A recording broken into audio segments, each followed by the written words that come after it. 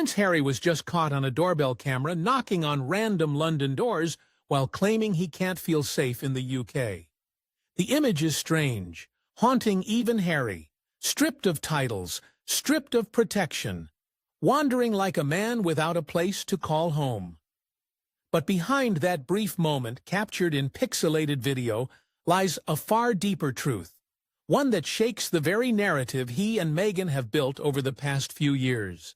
The man who once vowed never to return without guaranteed security is now pacing London pavements alone, exposed and, ironically, completely unguarded. What changed? Why is he back? And what is he really trying to reclaim? Not long ago, Harry sat down in a BBC interview and made it painfully clear. He couldn't envision bringing his wife and children back to Britain because the environment was simply too dangerous. That declaration became one of many emotional beats in his ongoing saga against the royal institution. And yet here he is, caught on camera, back in London, sneaking through back streets, dodging media, and allegedly looking for a friend's house to hide out in. It's not just odd, it's revealing. Because when a prince goes door to door, like a lost traveler, in the very country he fled, it forces us to ask, is this a sign of desperation, rebellion, or a man wrestling with regret? This isn't just about a Ring camera image gone viral. It's about the unraveling of a story told for years. And it exposes something Prince Harry may not want the world to see. Because beneath the surface, beyond the headlines and under the shadows of Buckingham Palace, lies a story of conflict, confusion, and a longing for something lost. To understand why this moment matters so much, let's rewind. When Prince Harry launched his battle against the British government over security, it wasn't just a legal dispute, it was a declaration. In his eyes, stepping away from royal duties shouldn't have stripped him of the armed protection that once shadowed his every move. But the Court of Appeal didn't see it that way. What began as a plea soon turned into a courtroom confrontation that exposed not only Harry's fears, but also the delicate web of royal entitlement, duty, and consequence. The legal journey began in 2020 when Harry and Meghan, after their dramatic exit from the royal family, found themselves navigating a new life without the security umbrella of the crown. And yet, when Harry returned to the UK for events like the Duke of Edinburgh's funeral or Queen Elizabeth's Jubilee, he expected the same level of protection he once had. The government, however, stood firm. If he was no longer a working royal, why should taxpayers fund elite-level protection? So Harry took the matter to court. He argued that the danger he faced was unique, that threats against his life, some publicly recorded, others allegedly gathered in intelligence briefings, meant that only armed British security could ensure his safety. In his words, without that protection, his life was at stake. And perhaps even more crucially, he insisted he could never bring his wife and children back to the UK without such assurances. But the court's decision was unequivocal. The panel ruled that Harry was not entitled to automatic security funded by the state. They emphasized that decisions regarding protection must be made on a case-by-case basis, managed by the Executive Committee for the Protection of Royalty and Public Figures. This wasn't just a personal blow, it was a public one. He told the world that Harry, once among the most protected men on earth, would now be treated like any private citizen during his UK visits. To make matters worse, this wasn't his first loss in court. Earlier attempts to challenge the committee's decision had also failed. The legal system was clear. Stepping back had consequences. But for Harry, it seemed like more than that. It was rejection. And in that rejection, you could hear echoes of a man fighting not just for his safety, but for the last remnants of a role he once held with pride. The irony wasn't lost on the public when the BBC replayed his past interviews, where he claimed he could never imagine returning to the UK with his family due to security risks. Yet, just months later, there he was, captured on a grainy doorbell camera in the heart of London alone, unguarded and visibly exposed. The same man who argued his life would be at risk was now wandering the streets without the very protection he had fought so hard to secure. But here's what that legal loss really means. Without guaranteed protection, Harry's future in the UK remains uncertain. Every visit must now be carefully planned, privately arranged, and devoid of the security blanket that wants to find his movements. It's a painful fall from the gilded comfort of royal privilege to the unpredictable reality of self-imposed exile. And it forces an uncomfortable question if Harry no longer belongs to the institution. Does he even belong here at all? This background sheds light on why that simple doorbell clip went viral. See some odd, too. It started like something out of a tabloid prank, grainy doorbell footage, a late-hour knock, a confused glance from behind the glass. But this wasn't just any visitor. This was Prince Harry, unmistakable, even under a hood and half-shadow, wandering along an ordinary London street, as if he'd simply misplaced his royal reality. The clips spread like wildfire online, first shared by a local, then echoed by national outlets. But the intrigue wasn't in the footage's clarity, it was in its contradiction. Here was a man who insisted it wasn't safe for him to walk British soil without armed guards, yet he was caught pacing between doorsteps, with nothing but a phone in hand, hoping no one would recognize him. The moment, surreal and almost cinematic, broke the internet not because of what it showed, but because of what it suggested. According to local sources, Harry had been seen approaching at least 3 different homes along the same street. Each time, he looked uncertain, hesitant. Some residents even mistook him for a lost American tourist, asking for directions. But as one homeowner later told the press, "We were shocked to see it was him. He didn't seem to have a clue where he was going." The footage shows no entourage, no security, no royal formality, just a man, alone, retracing old streets like someone clinging to the scent of a fading past. Radar and insider sources quickly filled in the gaps. Harry, it seemed, had flown in under the radar for what was meant to be a discreet visit. He wasn't staying at any royal residence, nor was he making public appearances. Instead, he was reportedly trying to reconnect with an old friend, someone trusted, private, discreet, someone whose street wouldn't draw cameras or speculation. The idea was simple: blend in, go unnoticed, and escape the pageantry that once defined his every step. But in that effort to stay invisible, he exposed more than he realized. The reactions came fast. Headlines branded him everything from reckless to homesick. Commentators couldn't resist the irony. A man who sued the British government for lack of protection now captured freely strolling a public lane. Some saw it as brave, a prince stripped bare of pomp, making peace with the ordinary. Others saw desperation, the markings of someone caught between 2 identities, neither fully royal nor truly free. And there's something haunting about that. Because when a former prince is mistaken for a drifter in the city he once called home, it doesn't just signal a fall from grace. It speaks of an inner unraveling, a quiet search for something that protocol and palaces never gave him. This wasn't just a return, it was a revelation. A camera caught more than a face. It caught a fracture. It caught the loneliness behind, the lawsuit, the longing behind the rebellion. But that image alone begs the question: why was he really here? Prince Harry's latest appearance in London wasn't just unexpected. It was confusing. Because here stood a man who had spent the last several years insisting that the United Kingdom was too dangerous for him. A man who fought legal battles, claiming his life and the safety of his family were at risk.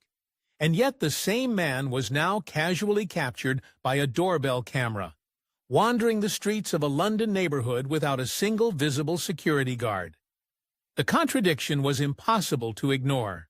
And it didn't take long for the internet, the media, and the public to pounce. It was a paradox that played out in real time across headlines and hashtags. On one side was Prince Harry, the vocal advocate for heightened protection, citing threats so severe they reportedly warranted bulletproof barriers. He told the world he couldn't safely bring his wife and children back to the UK. That statement formed the very backbone of his legal case. Then he pushed even after repeated courtroom setbacks. But on the other side, the footage told a different story.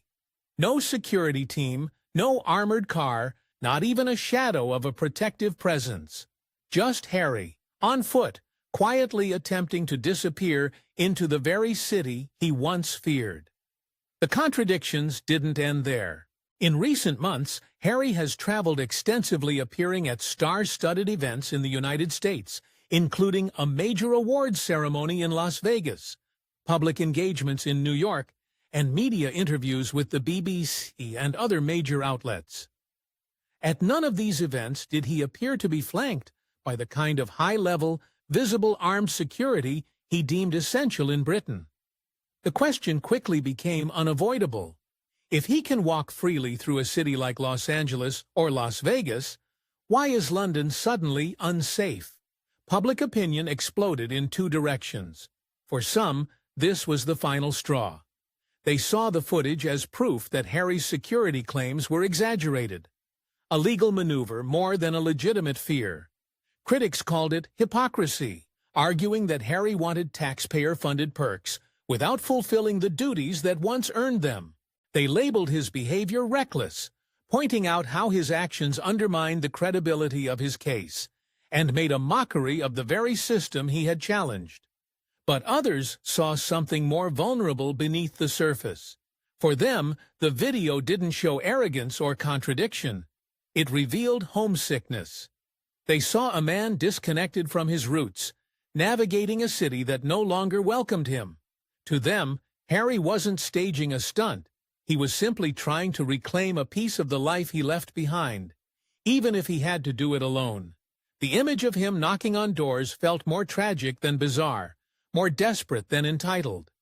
It was the look of someone caught in a no-man's land between two lives, neither royal nor free. Social media lit up with debate. Hashtags like #Chadrich Harry exposed and #Chummer lost Prince trended alongside more sympathetic tags like #Let Harry heal and #Chadrin homesick Harry. TikTok creators made dueling videos, some mocking his awkward re-entry, others empathizing with his quiet breakdown. Comment sections became battlegrounds. Was he being reckless, or was he just human? The media framing only added fuel to the fire. Tabloids dubbed the scene bizarre, calling it a royal misstep worthy of satire. Meanwhile, more balanced outlets labeled it relatable, asking if Harry's journey was really that different from anyone searching for belonging after being cast out from their family. That's the strange truth about this story. It could be read as both outrageous and entirely human. So why risk this? Here's what lies beneath the headline. For all the lawsuits, interviews, and headlines, what we rarely hear is the silence, the space between the noise where Prince Harry's true struggle begins, because behind the royal scandals and bitter courtrooms lies something far more human. Homesickness, a yearning so deep it bends logic and makes a man knock on doorsteps in the very land he once swore he'd never return to. The footage may have gone viral, but the real story was written long before that doorbell ever rang.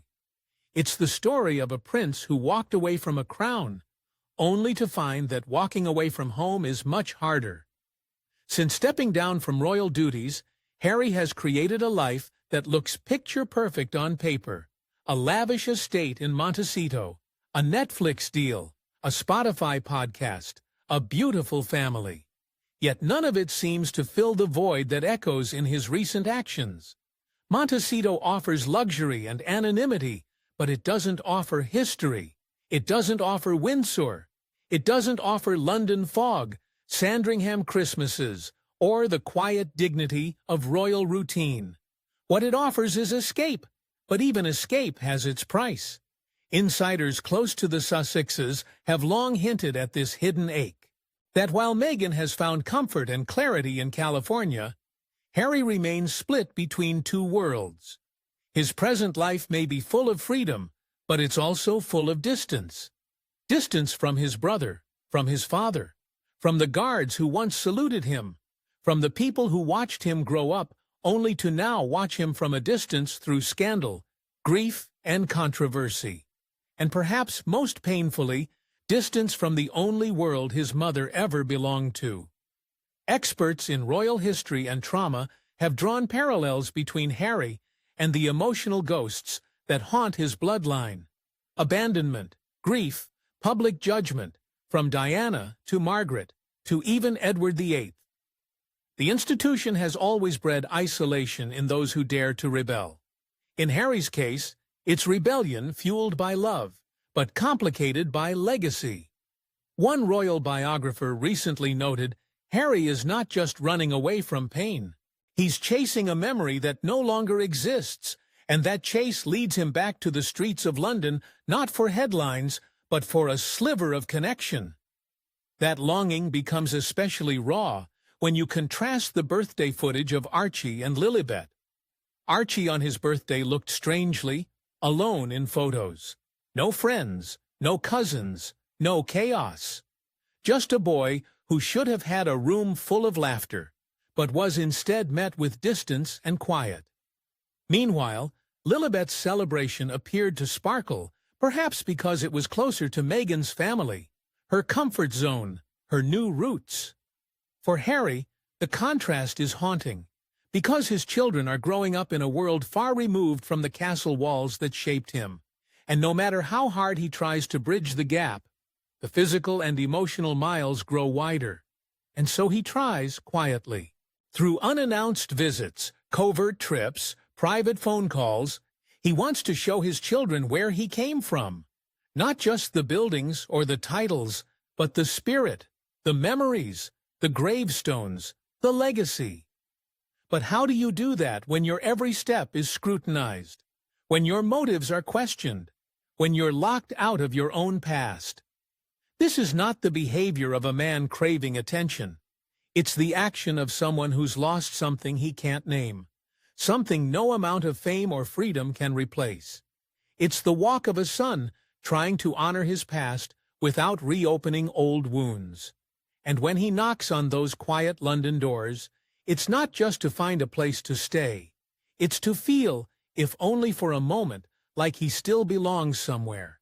But reconnecting isn't so simple when royal politics come into play. The ripple effect of Prince Harry's unexpected return didn't just unsettle public curiosity, it sent fresh tremors through the already fractured royal family.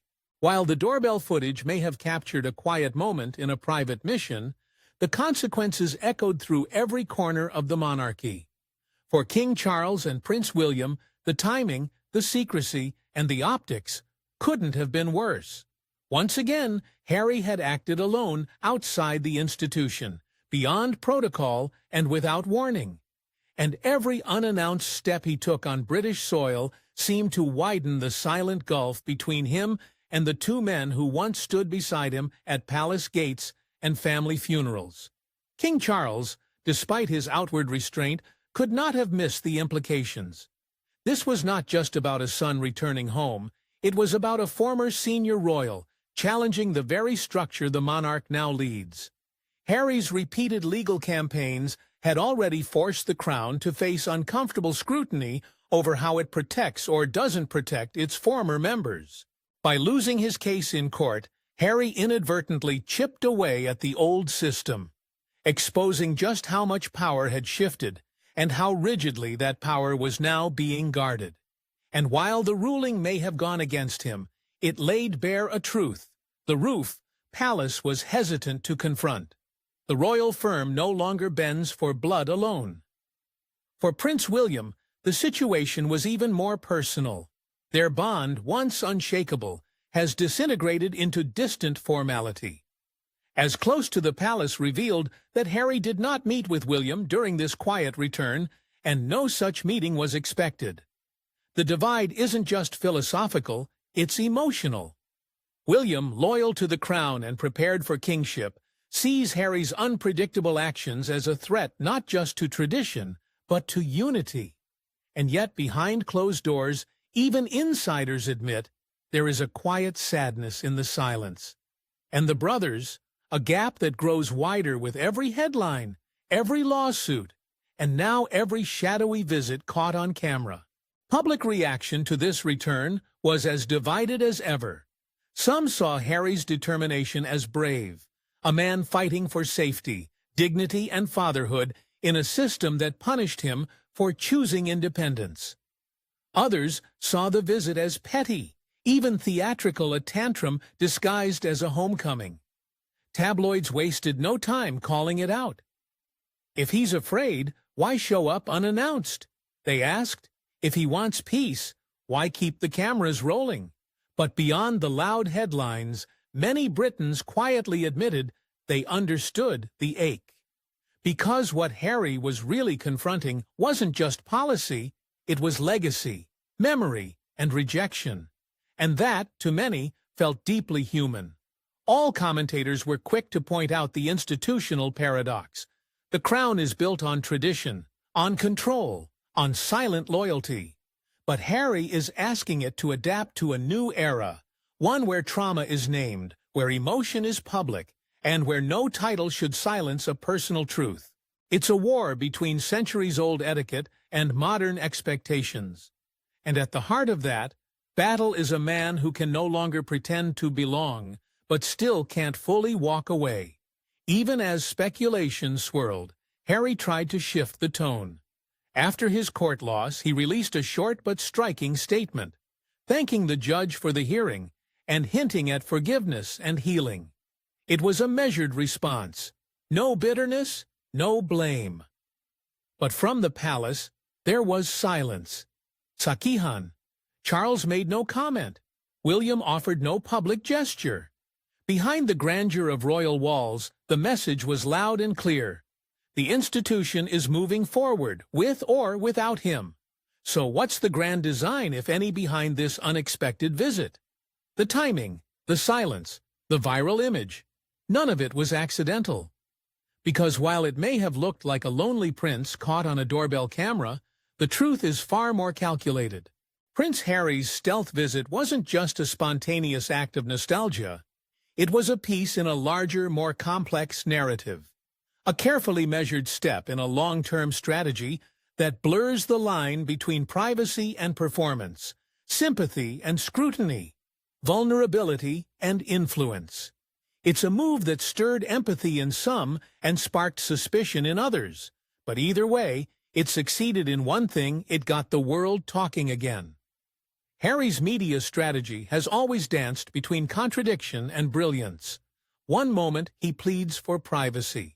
The next, he signs with global media giants. He condemns press intrusion, yet he invites cameras into his most intimate spaces. But this latest chapter feels different. This wasn't a documentary or a glossy interview. This was raw, unfiltered exposure. A prince out of place, wandering unprotected.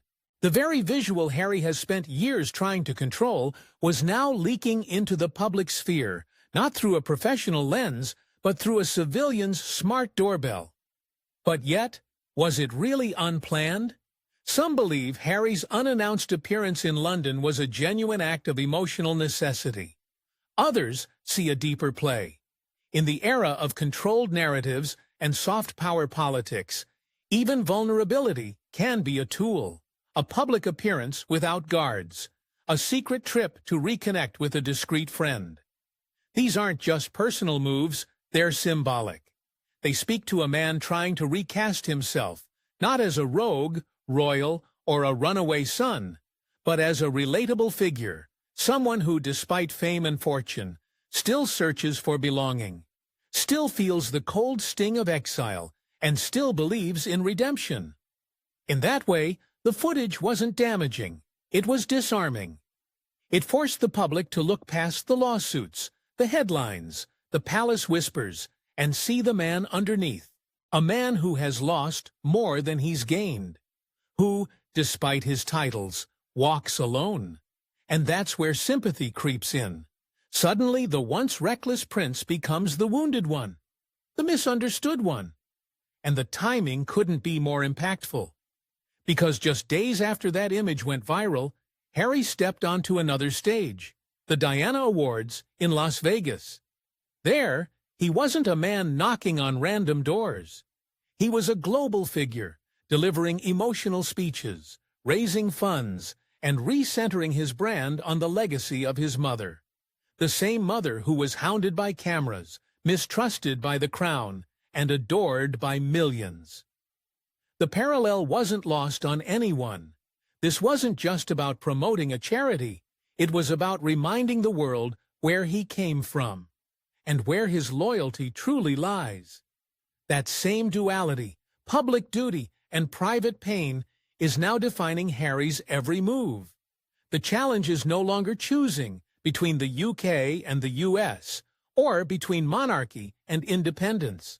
The real challenge is navigating both realms at once, being visible without being exploited, being honest without being torn apart, and being strategic without being seen as manipulative. That's the hidden narrative of Harry's return. One not written in statements or scripted interviews, but captured in fleeting moments and whispered exchanges. He's not just reconnecting with friends, he's testing the waters, reaching into the past to find threads that can tie him to the future. And in doing so, he's redefining what it means to be royal in exile. Because every quiet visit, every unplanned appearance, every candid clip feeds into a broader campaign. A campaign not for a crown, but for control over his own story. At its heart, this isn't just about video. It's about power, identity, and legacy.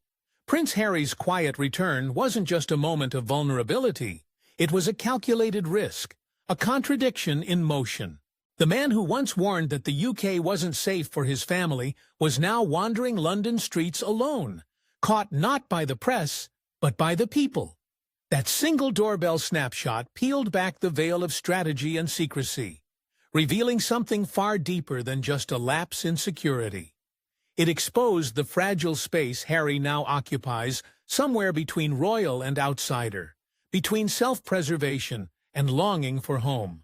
And in that space, every step he takes becomes a statement, whether he intends it or not. What we've seen is more than a prince knocking on doors. We've seen a man attempting to reclaim something intangible. His place, his peace, his past. This wasn't a royal engagement, nor was it a media spectacle. It was a quiet test of boundaries, of belonging. But in testing those waters, Harry also stirred a broader realization. The rules have changed, not just for him, but for the monarchy itself. Titles no longer shield reputations. Royal blood no longer guarantees safety. And privacy, once sacred, is now a battleground where image and identity collide. With legal appeals still lingering, security policies in flux, and reconciliation with his family dangling by a thread, Harry's story remains unfinished. Will Harry return again, this time with his children by his side?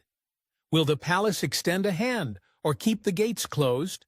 Will the public continue to see him as a lost prince, or as a man writing a new version of royalty, page by page, mistake by mistake? And then there are the whispers of more visits planned, of quiet meetings behind closed doors, of a possible pivot from California comfort back to British roots. Nothing is confirmed, but the signs are mounting. The narrative is still being shaped. And if there's one thing this visit proved, it's that Harry hasn't let go of the country that never truly let go of him. So next time you see an unguarded royal on camera, remember this story.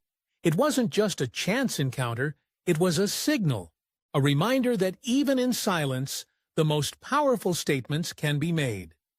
Drop your thoughts in the comments section. Thanks for watching, and don't forget to like and subscribe. And we will see you in the next one.